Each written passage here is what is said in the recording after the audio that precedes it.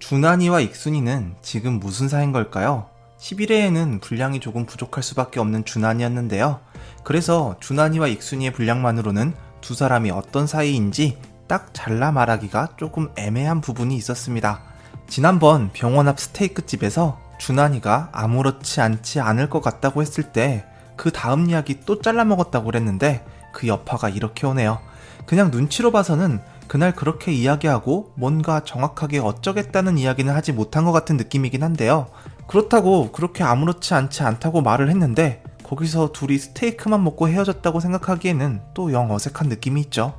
그렇게 생각하면 두 사람이 다시 몰래 사귀고 있는 상황을 아예 배제할 수는 없을 것 같은데요. 그래도 저는 알기 쉬운 우리 준환이의 반응을 봤을 때 아직 다시 시작한 것은 아닌 것 같다는 생각이 듭니다. 딱 보면 무슨 생각하는지 알아보기 쉬운 준환이가 만약 익순이랑 다시 시작한 상황이라면 입이 또 귀에 걸려가지고 맨날 핸드폰만 붙잡고 살았을 텐데 지금은 그런 모습은 아니었잖아요. 우선 익준이가 다쳤다고 익순이에게 연락을 했을 때에도 자상하게 차근차근 설명해주는 모습이었지만 애틋한 느낌은 아니었습니다. 정원이는 은근히 눈치가 없죠. 같이 살면서도 준환이의 비둘기가 익순이라는 것을 전혀 한 번도 생각해본 적이 없었던 것 같습니다. 준환이가 익준이 여동생이랑 친한 것이 의외라는 반응이었는데요. 이때 준환이의 반응이 익순이를 친구 동생이라고 이야기하며 표정이 복잡해 보였습니다. 이런 걸로 보면 뭔가 마음은 전했는데 딱히 답을 들은 것은 아닌 상황이지 않을까. 하지만 준환이에게는 우리 재학이가 있었습니다. 준환이만 보면 표정이 환해지는 재학이. 날씨가 쌀쌀하다며 준환이 어깨에 가운을 걸쳐줬을 때는 준환이도 가슴이 뛰었을 것 같습니다. 은은한 분노로 말이죠. 이제 재학이도 외래를 개설하고 자기 환자를 볼 시기가 된 것 같은데요. 한사코 사양하는 모습이었죠. 아무래도 자기가 주도적으로 환자를 책임지는 상황이 아직 부담스러운 거 아닐까 싶은데 또 모르면 준환이한테 물어보고 그러면 되죠. 작가님이 유독 재학이한테는 전세 사기에다가 임신한 아내의 유방암까지 불행한 상황을 자꾸 부여하시는 느낌인데 마지막 회에 가서는 전세 사기범도 잡고 아내 항암 치료도 잘 되고 예쁜 아기도 무사히 출산해서 예고편에 나왔던 재학이의 눈물이 기쁨의 눈물이었으면 좋겠다는 생각이 듭니다. 그리고 새롭게 떠오르는 준환이의 제자 홍도도 있죠. 일찌감치 준환이 눈에 들었던 홍도인데요. 준환이는 흉부외과를 지망하는 홍도를 아주 예뻐하는 모습이었습니다. 교수님, 부장님, 사장님, 그리고 여타 임직원 여러분, 정말 아끼고 예뻐하는 직원이 있다면 너무 지나친 관심은 참아주시기 바랍니다. 엘리베이터에서 우연히 만난 홍도는 준환이의 질문 세례에 상당히 곤란해 보였는데요. 우리 홍도 힘든 인턴 생활을 견뎌내느라 머리 감을 시간도 없을 텐데 그 부족한 시간을 쪼개서 흉관 2보틀과 3보틀의 차이를 공부해야 되겠네요. 물론 공부해봤자 다시 마주친 준환이는 다른 걸 물어볼 것 같다는 생각이 들지만요. 사실 이렇게 준환이는 심심할 틈이 별로 없는 것 같습니다.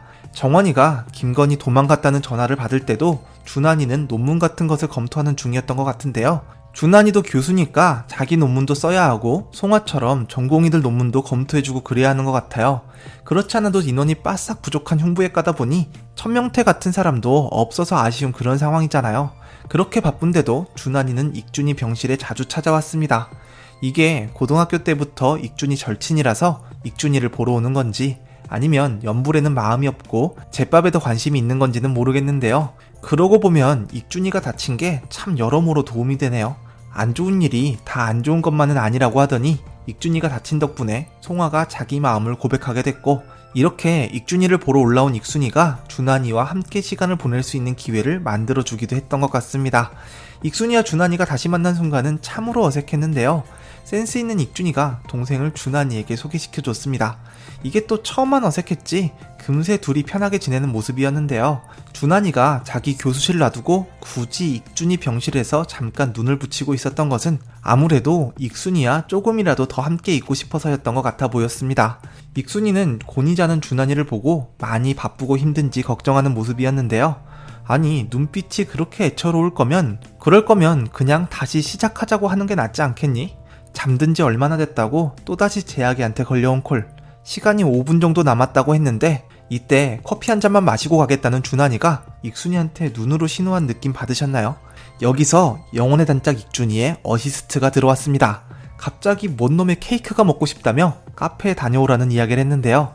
사는 김에 커피 10잔 사서 스테이션에도 돌려달라는 부탁을 했죠. 여전히 나이스 어시스트였습니다. 준환이는 당당하게 카드를 요구했지만 그렇게 만만한 익준이가 아니었죠. 지난번에 장겨울한테 카드 줬다가 준환이랑 정원이가 카페에서 소고기 사 먹은 적이 있었잖아요. 거기다가 익준이는 그만한 어시스트를 했기 때문에 자기 케이크 그리고 스테이션에 돌릴 커피는 당연히 준환이 보고 사라는 이야기를 하는 것 같았습니다. 그렇게 함께 병실을 나서는 준환이와 익순이는 다시 만났을 때보다 상당히 친밀해진 느낌이었는데요. 함께 있을 시간은 단 5분밖에 없었지만 그래도 좋아 보였습니다. 다음 등장에서도 두 사람은 서로에게 전혀 어색함이 없는 모습이었는데요. 익순이는 익준이 간식을 사왔다가 송아와 익준이가 꽁냥거리는 모습을 발견했죠. 이게 마치 두 사람은 누가 봐도 사귀는 거였잖아요. 근데 준환이의 반응도 이해는 해요. 그런 경우 있잖아요. 너무 자주 보는 사람들인데다가 얘네 둘이 그럴 거라고는 상상도 못 해봤던 사이. 그런 거 캐치 잘하는 사람이 있는 반면에 진짜 주변 사람들 다 알고 있는데도 자기만 가장 늦게 아는 사람. 그게 바로 미나네 엄마가 인증해주신 곰탱이 준환이었습니다. 그래도 이 정도면 많이 발전했어요. 익순이 이야기를 듣고 나서 송아랑 익준이를 다시 보니까 이거 분위기가 이상하긴 했던 모양이죠. 상당히 복잡 미묘했던 감정일 것 같은데 그보다도 익준이 병실 앞에서 익순이랑 쏙닥쏙닥 나눴던 대화 장면, 저는 여기서 확신했습니다. 이거 지금 당장은 모르겠지만 되긴 되겠구나. 고백신을 뽑아내는 것에는 누구보다도 진심인 작가님과 감독님께서 마지막 회에 또 큰 한방을 준비해 주실 것 같다는 느낌이 드는데요. 익순이가 서울에 다시 한번 올라올 일이 남아있었죠. 저는 이게 준환 익순의 결정적인 장면에 대한 복선이 아닌가 싶었는데요. 지난번엔 익준이었다면 이번에는 우주가 도움을 줄 것 같습니다. 익준이 집안에는 그런 DNA가 없는데 아빠 따라서 창원에 내려갔던 우주는 2주 만에 놀이터 인싸가 되어버렸죠. 친구가 많아져서 더 놀다가 올라온다는 이야기가 나왔는데요. 그런 우주를 익순이가 데리고 올라오기로 했습니다. 익순이가 우주를 데리고 서울에 올라오는 날 준환이와 만나게 될 것 같다는 뇌피소설인데요. 고백 장면만큼은 기가 막히게 뽑아내시는 제작진이 이번 그림은 또 어떻게 뽑아주실지 정말 기대되네요. 분량이 짜게 식어버린 겨울정원 영상도 짧게라도 만들어 오겠습니다. 또 뵙죠.